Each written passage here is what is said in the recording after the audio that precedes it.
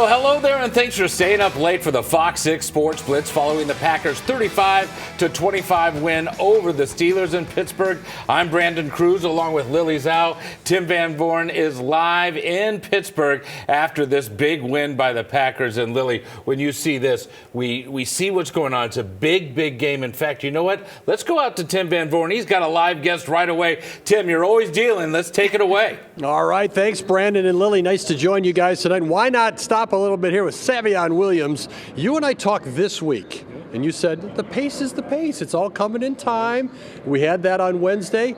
How about scoring your first NFL touchdown here tonight? Crazy, man. It feels great. Shoot, just, like I told you earlier this week, I just keep get in and do my job, and things, come and happen how it happens. So that's how it happened. This seemed like two different football games, too. The first half was an effort, a grinder. The Steelers lead it going into the locker room. You guys dominate the second half. What was said in that locker room? Shoot, same. Just come out and execute your job. That's it. And we didn't change the game plan, do anything different. We just came out and played harder. And how good is this football team, Savion? You've been soaking this up now through a few weeks. You guys are 5-1-1. Man, football team is great, man. Y'all see what I see. Sure, it's a great football team, and we can go the distance. Oh, I'm going to let you go home on that one. Thank you for stopping. All right. Yes, sir. Excellent. I appreciate it. Excellent. There you go, guys. All right, Brandon and Lily, we'll throw it back with that one. We can go the distance, says the rookie who gets his first touchdown in the NFL tonight. Yeah, and Savion Williams, you see a lot from him tonight, Tim. Were you expecting him to have such a big role? With returns and then obviously getting in for his first score? I was not necessarily expecting it, but you're seeing some of these players now that we're in the midpoint of the season getting more snaps. You go to Carrington Valentine on the defense. You go to Emmanuel Wilson at the running back position. You get to more Savion Williams at the, from kickballs, obviously at special teams, and then from scrimmage. So you are seeing some different players than maybe you did in the first month of the season. All right, now let's set things up here. 35-25, the Packers beat the Steelers in Pittsburgh. Obviously, Lily, this was billed as the Aaron Rodgers game, the game against Aaron Rodgers, him going against the Packers. But this one actually turned into the Jordan Love game. It really did. It was, okay, Aaron Rodgers has a chance to beat all 32 teams in the NFL, could be one of 5 quarterbacks to do that. Jordan Love, wants to play well when he has his predecessor on the same field, right? So what do you see? Well, you see Jordan Love wheeling and dealing, had 20 straight completions at one point, and he was spectacular. First Packers quarterback to win a game in Pittsburgh since 1970, and that's when Bart Starr was at quarterback. So Jordan Love, a fantastic game. 360 passing yards, 3 touchdowns, was not sacked once. And Brandon, you know that TJ Watt-led group, right? They can get after quarterbacks. So he was outstanding on the night. Just a second half kind of flip offensively for this team. But Jordan Love really shined bright. And, the Packers always hit on their quarterbacks, and he really proved that tonight. Yeah, and Tim, when you see that Jordan Love connects on 20 consecutive passes, tying a Green Bay Packers record on a night like this when he's going head-to-head against Aaron Rodgers, this has to be a special moment for him. I think you're exactly right. Talk about answering the bell. Jordan Love certainly doing that. And even in the first half, he wasn't necessarily off. Overthrew a couple of passes, but he had some drops he had to contend with. Didn't make any mistakes. Aaron Rodgers is the king of the passer rating, right? #1 all-time in the NFL because he did not throw interceptions predominantly in his time with the Green Bay Packers. Jordan Love tonight, look at that passer rating. So good, so efficient. That's what the Packers know they could get from Jordan Love, and he wanted more consistency. You play football like that, you're going to win an awful lot of football games. He led the Packers in this game. It was Love, obviously Tucker Kraft with a lot of impact as well, but certainly Jordan Love setting the tone for this offense against his mentor in the NFL. And let's hear from the quarterback after this one. He just spoke moments ago. Yeah, man, it was quick. Just said good game. Obviously keep going for the rest of the season. Want him to stay healthy, and I got a lot of love for him.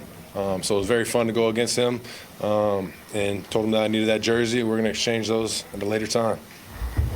I think you guys are in the second half. Do you think have you started figuring out who you are, what you do best? 85-9. You fed the ball a lot to them in the second half. Do you feel like that identity is starting to come around? Yeah, I think there's definitely been flashes all season of our identity, and I think the message has always been just trying to find that consistency. I think obviously getting Christian back was awesome. Just another explosive player, and what we want to be is, the most explosive offense in the NFL. So I think just trying to find ways to be as consistent as possible, because we know what type of offense we're capable of being. It just comes down to making plays, and like I said, the first half it wasn't up to our standard, and obviously I think the score reflected that. Some of our drives reflected that. Then you look at the flip side, and second half we were able to do that, and so I think that's just what we need to be at all times, just trying to be as consistent as possible. All right, Tim, you hear Jordan Love talking there. He mentioned the offense's identity. You get Christian Watson back. That's a big boost for the offense. But what about Tucker Kraft? I mean, the identity of this offense is feed Tucker Kraft, get a lot of yak back, right, Tim? Yeah, Tucker Kraft has said several times this season he doesn't think he can be tackled. The offense is better when he touches the ball. I don't think it's just overwhelming boasting from Tucker Kraft. I think it's reality. He's a guy who understands football, and let's face it, the Packers are better when he has the football. The Packers do more when he's involved in the offensive attack. And he is very difficult to tackle in the open field. A couple of times tonight, just open field running from Tucker Kraft. He's certainly pushing it. This is National Tight End Day, National Tight End Weekend, and Tucker Kraft on the national stage definitely steps up with this performance here tonight. And Kraft getting the ball regularly. Watson back. Jaden Reed not all that far from back. Hang on a second, guys, here. Pleasure. Thank you, too. Thanks for staying off. Well, guys, that was Aaron Rodgers. Aaron Rodgers just stepping by there. Yeah, Aaron Rodgers, guys, there. Walking by with the blue one, saying hello back to the folks in Wisconsin. So nice of him to stop, say hello. Certainly the game did not go the way he wanted. You know what? Aaron Rodgers, though, would admire a guy like Tucker Kraft. Would he not? A player who plays football like that. Yeah, Aaron Rodgers has had some good tight ends in his career. And, let's just go off of Aaron Rodgers, though, Tim. Again, you have covered him for a long time, and what this matchup meant to him, to the Packers. Just what did you see from his performance, knowing that this is his first game back against a team that let him go? And I know one day he will end up as a Green Bay Packer when all is said and done, but I know tonight he wanted to get that win.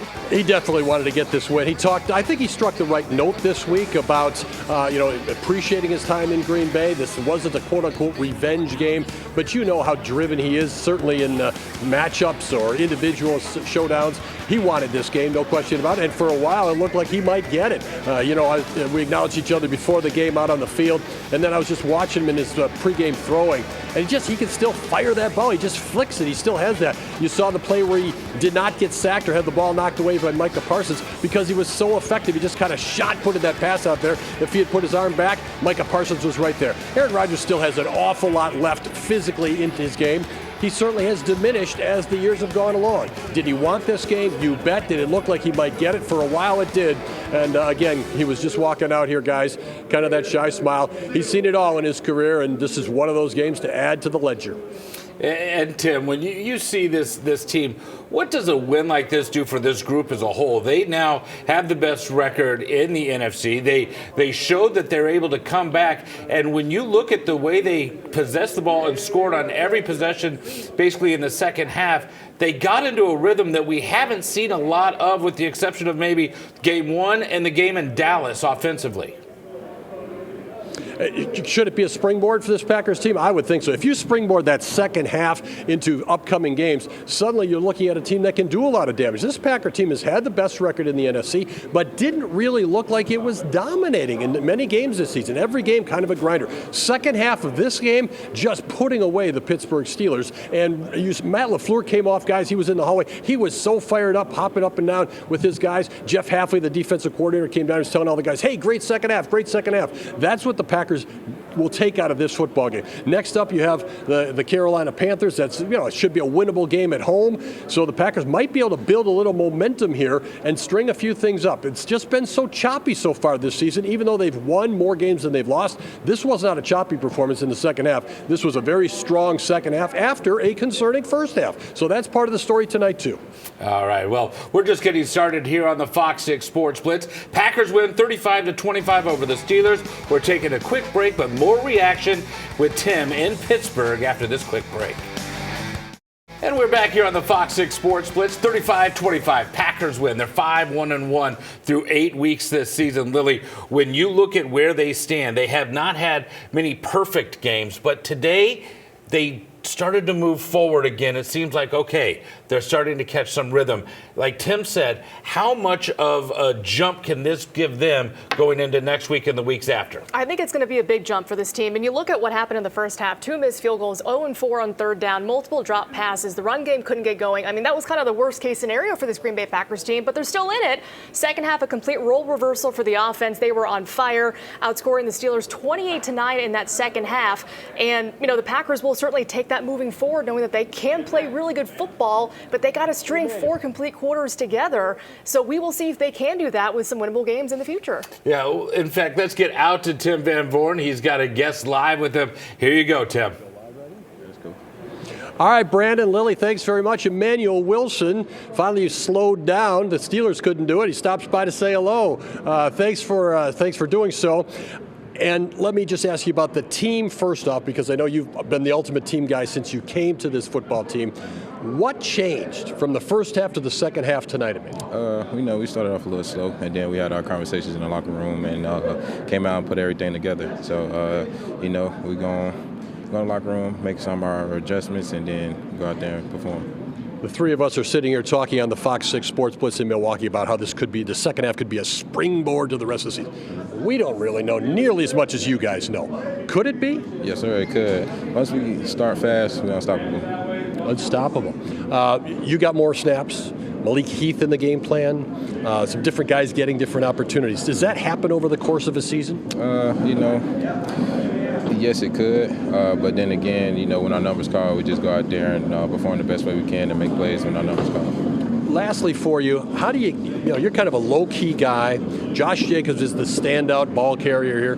How do you keep the motivation for when you do get more snaps than you have in the past? We have our talks on the sideline, and Josh will let me know what they're doing and how they're tackling and stuff like that. So I just try to take advantage of what he tells me, and then try to feed off his energy as well when he's running the ball or pass protection or even catching it. Awesome, I appreciate it. Thanks for stopping. There you go, guys. A guy who has contributed significantly to this offense. Hey, Xavier. Family. Look at Xavier, though. Look at him. Look at the look. Look at the look. The blue sunglasses. He's got the family, though, guys. He's got the family. Emmanuel Wilson, though, I think is a guy, we heard from him here, and I think we're going to see him and hear from him more as the season goes along. By no means is Josh Jacobs, in need of relief, but it's a change of pace. And I think the way teams are defending this Packer run-blocking unit, that change of pace has value, Lily and Brandon. And you're right. I mean, he nearly doubled what we saw from Jacobs on the field. Jacobs running for 33 yards. Emmanuel Wilson runs for 61, and his were big. I mean, he had some really big first downs, especially late in that second half, to keep the possession and run the clock down. And as you were talking to him, and he knows his role is coming off the bench to give a different kind of energy, but you can sense the pride in him. And what is it about a player like that who knows where he stands, but obviously would love to be the number one guy? Yeah, I think you have to, as you said, know your role, be comfortable with your role, but understand opportunities will come along. How many times have we seen, a player who wasn't necessarily the top of the scouting report be the player who stands out, be a pass catcher, be it somebody who comes in defensively, or a reserve running back coming in a situation like that. So these guys do have to know that they can be called upon. Wilson kind of boldly changed his number to 23 this year. It had been Jair Alexander for all those years. He was like, it's okay, I've worn it. I'm ready to wear it. I understand attention comes with that. That doesn't seem like a big thing, but I talked with Emmanuel earlier this season about it. He's kind of like, yeah, I know I'm going to get some attention for that. And he's not a guy who's got an outsized personality. You can see that here. You watch him. You've seen him a couple of years around here, Lily and Brandon. But you get the sense there is that quiet pride kind of simmering in there. All right. Tim Van Voorn live for us right now in Pittsburgh. We're taking another break, but we do have more reaction from the Packers coming up right after this on the FOX6 Sports Blitz. And again, thanks for staying up late with us here on the FOX6 Sports Blitz. This has been billed all week as Aaron Rodgers and the Packers, and it still did live up to that. Aaron Rodgers playing well in the first half, but getting some drops and some key penalties against his team to set his offense back, and he was never able to deliver a big blow against the Packers. Yeah, it just seemed like every time the Steelers kind of got behind the sticks or had some penalties, their offense couldn't really overcome that. You had some silly penalties like the one by DK Metcalf. You can't have that. And that helped the Packers and their defense as well. And Tim, when you look at Aaron Rodgers' play, Matt LaFleur really said it best. The old man can still sling it. So while it's a loss, I mean, Aaron Rodgers is still Aaron Rodgers. You know, with that one drive in particular, he just right toward the end of the half, he just took what the Packers gave him. It was vintage control. It was vintage Aaron Rodgers drawing that pass interference on Keyshawn Nix. He didn't have anything going, throw it up. You know, that's when he was doing that for the Packers. Packer fans loved it. You don't love it tonight when it's against the Packers, but that's what Aaron Rodgers can do. That's what he did. He's unable to beat every team in the NFL. Lily, a good stat you've been quoting there. He is the only the second Super Bowl winning quarterback to play for the team he beat in the Super Bowl. The Pittsburgh Steelers, of course. Russell Wilson is the other quarterback there. And Russell Wilson, of course, played here briefly. Rodgers looks like, you know, he's still got some game left for sure. Here's what he had to say after tonight's game. Disappointed. I didn't play better, we didn't play better, especially in the second half. What do you feel like changed in the second half offensively? Not a whole lot. I just feel like we had some discipline issues and some penalties that were unnecessary. And then you're not going to win a lot of games when we're so bad on third down. Boz bailed us out with some 4 incredible kicks. But you're playing good teams, you need to score touchdowns, and we just stalled out in the high red zone. Aaron, what can you say about Jordan Love and just how far he's come over the years and also just how he played out tonight? Yeah, I thought J-Love played great. And he was super efficient. You know, he didn't get sacked, moved around really well, made some plays outside the pocket. Thought he played outstanding. Aaron, not finishing those drives, does that have carryover for the offense? You know, especially heading into the second half when you're not able to finish in the first half. Well, it felt good. It was 16-7. You know, we had a nice drive there at the end of the first half, and then, you know, just didn't decide the game. But the one play where I don't know, it seemed like the guy was offsides on 3rd and 8 and didn't come up with the catch. They didn't make a penalty call, and then we punt it.